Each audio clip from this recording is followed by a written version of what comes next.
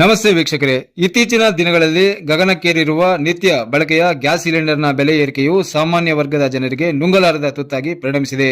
ಅದರಲ್ಲೂ ಆರ್ಥಿಕವಾಗಿ ಹಿಂದುಳಿದ ಕುಟುಂಬದ ಮಹಿಳೆಯರ ಪಾಲಿಗೆ ಹೊಸ ಗ್ಯಾಸ್ ಸಂಪರ್ಕ ವ್ಯವಸ್ಥೆಯ ವಿಚಾರವಂತೂ ಕನಸಿನ ಮಾತೇ ಸರಿ.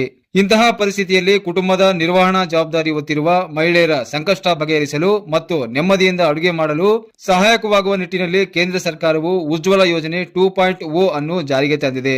ಈ ಯೋಜನೆಯಲ್ಲಿ ಕೇವಲ ಹೊಸ ಗ್ಯಾಸ್ ಸಂಪರ್ಕ ವ್ಯವಸ್ಥೆ ಮಾತ್ರವಲ್ಲದೆ ಬರ್ನರ್ ಒಲೆ ಜೊತೆಗೆ ಮೊದಲ ಗ್ಯಾಸ್ ಸಿಲಿಂಡರ್ ರಿಫಿಲ್ ಕೂಡ ಉಚಿತವಾಗಿ ಸಿಗಲಿದೆ. ಅಂದಹಾಗೆ ಸ್ನೇಹಿತರೆ, ನೀವು ಹೊಸದಾಗಿ ಸಂಸಾರ ಹೂಡಿದ್ದೀರಾ ಅಥವಾ ನಿಮ್ಮ ಮನೆಯಲ್ಲಿ ಇನ್ನೂ ಗ್ಯಾಸ್ ಸಂಪರ್ಕ ವ್ಯವಸ್ಥೆ ಇಲ್ವಾ?